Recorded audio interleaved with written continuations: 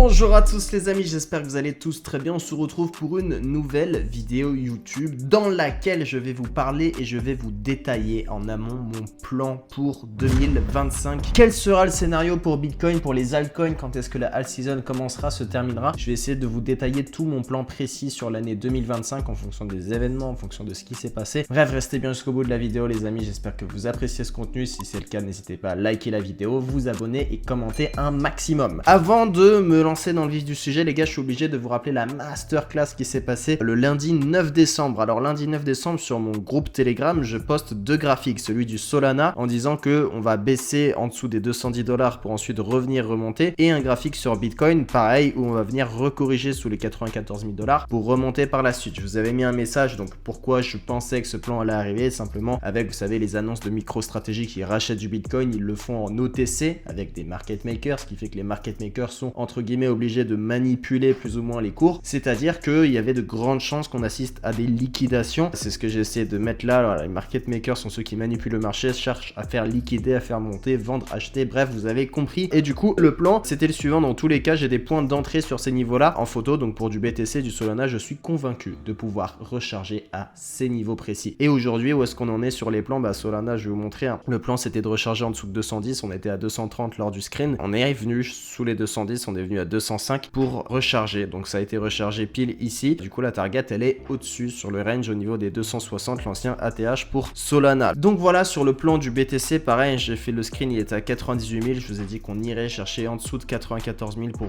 recharger par la suite. On est venu pile à 94 000 pour ensuite revenir sur l'ancien top. Donc ce plan masterclass qui a été donné dans le Telegram public. C'est-à-dire que là, il y a 23 448 personnes qui avaient accès à cette analyse en disant les gars, je vais recharger du Solana en dessous de 210 et du Bitcoin en dessous de 94. Donc encore une fois, ce plan que j'ai donné juste ici, c'est si vous lisez la logique du graphique et que vous la combinez à la logique des data, tout ce qui va être macroéconomie sur les crypto-monnaies, suffisait de combiner les deux pour comprendre ce qui allait se passer au vu du rachat de MicroStrategy via les market makers. Et du coup, aujourd'hui, 3 jours après vous avoir annoncé que le Bitcoin allait passer sous les 94, on est à 100 000 sur le Bitcoin, donc on a une performance de pratiquement 6% en spot, donc magnifique. Et sur du Solana, j'avais annoncé en dessous de 210 pour ceux qui ont rechargé. 3 jours après, on est à 229, donc 11% en termes de perf. Donc ça, c'était cadeau, c'était dans la poche, et c'était sur le Telegram public, les gars. Bref, le plan du lundi matin a très bien fonctionné. Je récap dessus rapidement, mais maintenant, on va passer dans le vif du sujet. Quel est mon plan pour 2025? Attention, je vous le dis d'entrée de jeu, ce plan-là, ça ne regarde que moi. Ce n'est que moi, mes prédictions par rapport à mes années d'expérience en trading, par rapport à tout ce que j'ai pu connaître et apprendre de la psychologie humaine, d'ailleurs que les market makers utilisent très bien. Ce plan consiste à regrouper tout ce que j'ai pu avoir en termes d'expérience en crypto-monnaie pour essayer de vous sortir le plan qui est pour moi le plus probable, selon moi, sur 2025 pour les cryptos. Donc, étape 1, je vous ai fait une liste de crypto-monnaies qui, pour moi, ont le potentiel d'aller chercher de nouveaux ATH entre aujourd'hui et l'inauguration de Donald Trump. Il faut savoir que Donald Trump va être inauguré lors de l'Inauguration Day le 20 janvier. Ok, donc entre aujourd'hui, là où je parle, le 12 décembre et le 20 janvier, je pense que cette liste de crypto-monnaies précise que je vais vous donner peut aller chercher de nouveaux ATH. Donc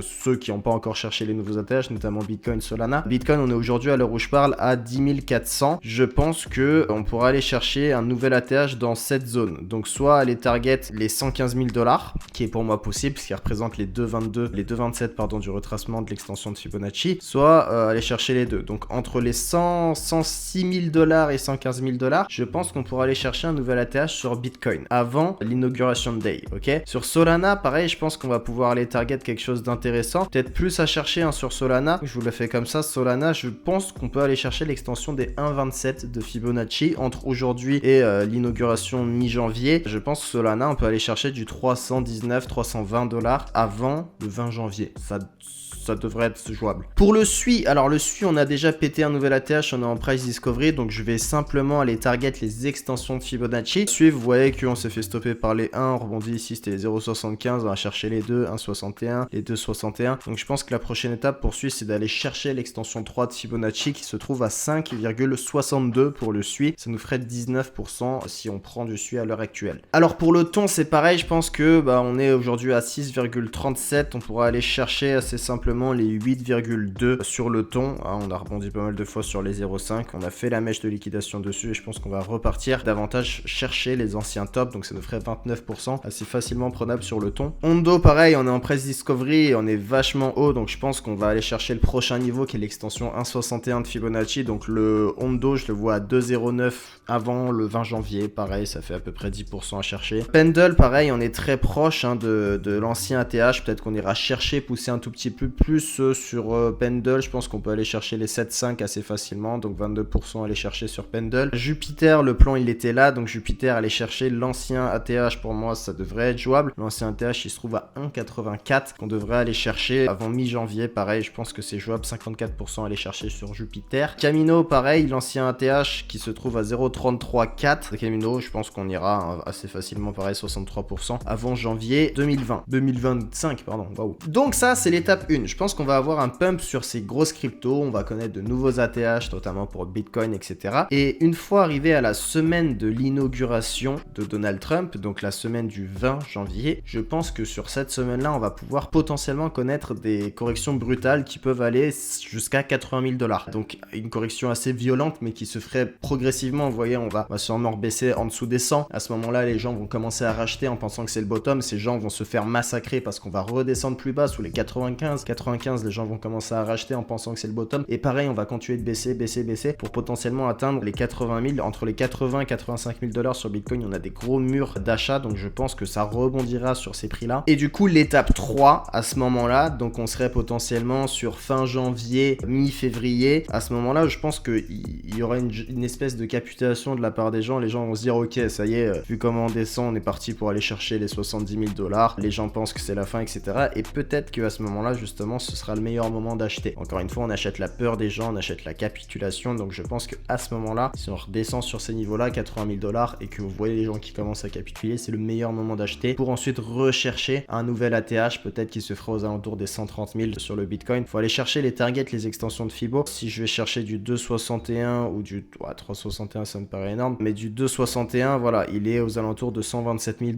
Du 3,61, dans le meilleur des mondes, ça fait 163 000 $. Ça me paraît un peu beaucoup, mais du 2,61, 127 000 $, aux alentours de 130 000 $, je pense qu'un ATH sur ce cycle-là, ça peut être jouable. Et du coup, si on vient chercher un nouvel ATH, ce serait potentiellement vers mars, mi-mars sur Bitcoin, après le gros dump au niveau des 80 000, et ça tiendrait avec l'analyse dont je vous parle depuis pas mal de temps, donc la théorie des ATL. ATL, encore une fois, je vous la refais en 2-2. L'ATL, c'est le point le plus bas du cycle, ok? Donc du halving A au halving 2, je prends le cycle numéro 1 sur Bitcoin. J'ai l'ATH, donc le point le plus haut qui se fait entre le bull run et le bear market. Ici, c'est l'ATH. Et le point le plus bas, il est là. C'est le cercle jaune, c'est l'ATL, le point le plus bas du cycle, ok? Donc en fait, la théorie, c'est quoi? C'est qu'à chaque fois que vous prenez le point le plus bas du cycle et que vous tracez 847 jours après, généralement, ça donne l'ATH du cycle d'après, ok? Donc sur le cycle 1, l'ATL, 847 jours après, on a l'ATH du cycle 2, ok? Donc là, je suis sur le cycle 2, il y a l'ATH qui est là. Vous prenez l'ATL, donc le point le plus bas du cycle qui est là, entouré en jaune, pareil, 847 jours plus tard, ça nous donne quoi? Pile poil l'ATH du cycle de 2021, ok? On prend le point le plus bas du cycle de 2021 qui s'est fait là, 847 jours plus tard, ça nous ferait un ATH sur Bitcoin la semaine du 17 mars 2025. Donc ça correspond totalement avec cette théorie-là de se dire que pour l'inauguration de Day, sur la semaine de l'inauguration de Day sur Bitcoin, ça pourra potentiellement baisser avec Trump, et par la suite, il y aurait des rachats qui se feraient fin février, début mars pour aller chercher un nouvel ATH sur Bitcoin. Mais je pense que fin janvier, février, ça va être assez compliqué pour BTC. Et l'étape numéro 4, c'est une fois qu'on aura un BTC, potentiellement qui fera un ATH sur les extensions de Fibo, hein, soit aux 127 000, 163 000, donc sûrement dans ces eaux-là. Si on a un nouvel ATH ici, vous entendrez tout le monde commencer à faire l'inverse, donc qui commencerait à partir dans de l'euphorie. Le BTC à 200K, les alts elles vont partir, donc tout le monde va sûrement se positionner sur les alts en attendant un nouveau départ des alts, mais peut-être que les altcoins à ce moment-là ne feront pas de nouvelle ATH et que le cycle s'arrêtera simplement ici. Et c'est largement possible que en avril, mars, si on a un nouvel ATH BTC, sûrement qu'en avril les gens vont se mettre sur les altcoins en prédisant une alt season, un nouveau rallye ou quoi que ce soit, et peut-être que ça n'arrivera simplement pas pour la simple et bonne raison qu'en avril vous avez le tax day, donc c'est là où les gens doivent remplir toute leur paperasse pour les taxes, etc. Donc sûrement qu'ils couperont leur position, et à ce moment-là peut-être qu'on n'aura simplement pas d'alt season. Enfin simplement pas d'alt season, peut-être qu'elle se terminera ici du moins, parce qu'on a déjà quand même pas mal rush sur les alts les gars, je sais pas si vous vous rendez compte, parce que les gens rentrent rentre en position que maintenant, mais sur le total 3, donc sur les altcoins, hop, on est quand même revenu chercher un gros niveau. Hop, je vais mettre comme ça. Sur les altcoins, depuis la cassure de la trendline, là, pour moi, alors c'est pas forcément une alt-season, mais c'était le moment où il fallait acheter, mais on va tout droit depuis pratiquement fin août 2023. Donc ça fait quand même pas mal de temps, les gars, qu'on est en train de monter sur le total 3 sur les alts. Ça fait 441 jours. Donc ceux qui disent la alt-season n'a pas commencé, on a eu un premier rallye qui s'est fait avec les ETF ici. Ensuite, le halving, ça a corrigé un peu. Là, on a eu un deuxième rallye récemment. Mais pour moi, on est plus sur la fin de la alt-season que le début, les gars. Attention. Surtout qu'on est venu rechercher le niveau 1 de retracement. Peut-être qu'on ira un peu plus haut chercher les 1,61 potentiellement. Peut-être un peu plus haut de 61 à la limite. Mais voilà, vous attendez pas à un truc qui va durer toute la vie non plus. Hein. On a fait une grosse partie déjà avec deux rallyes, un ici, attention. Donc ça, c'est le scénario pour moi le plus classique à play sur l'année 2025. Pour moi, c'est le scénario le plus jouable. Donc potentiellement une petite hausse encore sur certaines alts, une grosse baisse lors de l'inauguration day de Trump, donc la semaine du 20 janvier. Ensuite, tout le monde va commencer à capituler. Il faudra racheter sûrement aux alentours de 80 000 sur BTC. À ce moment-là, on partira sur la lune avec un nouvel ATH 127 000, 130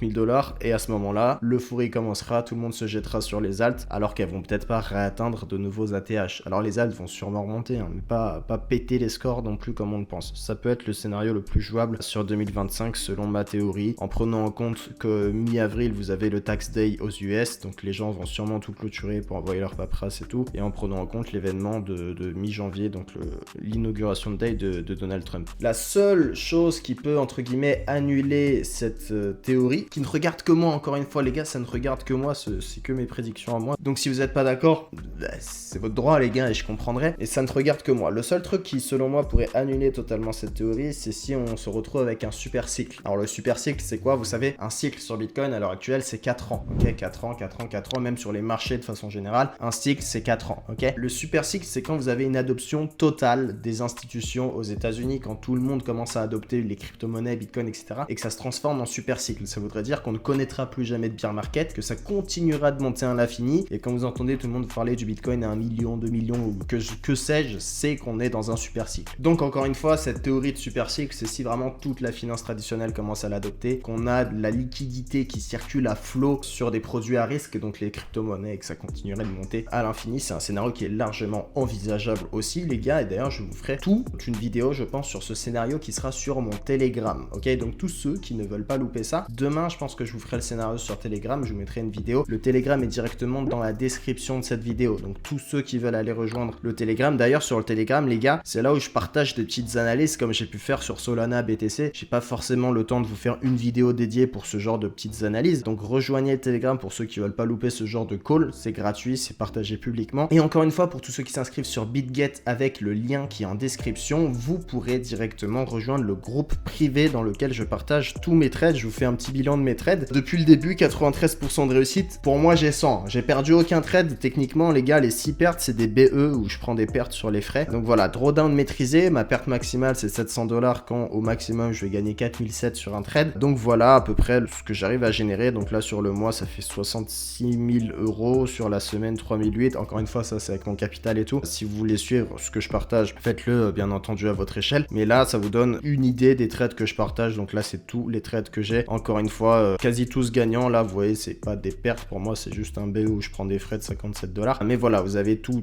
le listing, toute la page complète avec tous les trades que j'ai envoyés sur mon groupe depuis le 8 novembre. On en a perdu aucun, et au niveau des trades que j'ai en cours, je pense que je suis pas mal. J'avais acheté les bottoms hein, simplement. Trade en cours, voilà, j'ai 7800 à clôturer encore sur BNB, 33 000 en tout sur ce trade, 23 000 à l'heure actuelle sur ING, avec 8 000 déjà clôturés. Donc ça je vais clôturer je pense dans pas très longtemps, une fois qu'on ira chercher les anciens tops, mais ça peut vous donner une idée de ce que j'arrive à générer en termes de performance les gars, et tout ça c'est partagé gratuitement si tu rejoins le groupe via le lien BitGet qui est directement en description. Donc je vous attends de l'autre côté, et je vous posterai bien entendu le deuxième scénario, celui du super cycle, sur mon Telegram. Donc je vous attends nombreux de l'autre côté. J'espère que vous avez kiffé la vidéo. C'était Romain, bisous à tous, ciao.